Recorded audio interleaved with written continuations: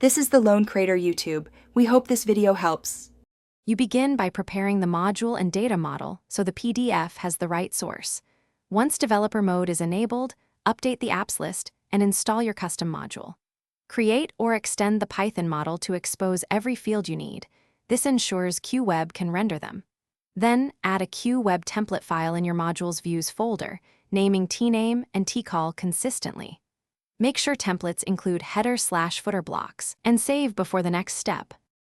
Next, implement the QWeb template and connect it to Odoo's reporting engine so the PDF is generated correctly. Design an HTML layout using QWeb directives and inline CSS optimized for print. Use page breaks and fixed widths. Register the report action in an XML file, referencing the model, report name, and template. If you need preprocessing, add a Python report class or method to prepare data.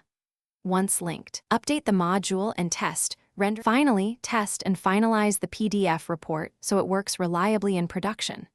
Render the report from a record, download the PDF, and inspect the visual output versus the HTML preview. Make iterative CSS and template fixes until it matches. Deploy the module to staging, ensure WKHTML topped version compatibility, and confirm fonts and assets load. If something fails, check Odoo server logs for template or encoding errors, and confirm the report action name and template tname match exactly. Thanks for watching. Consider subscribing if we helped you.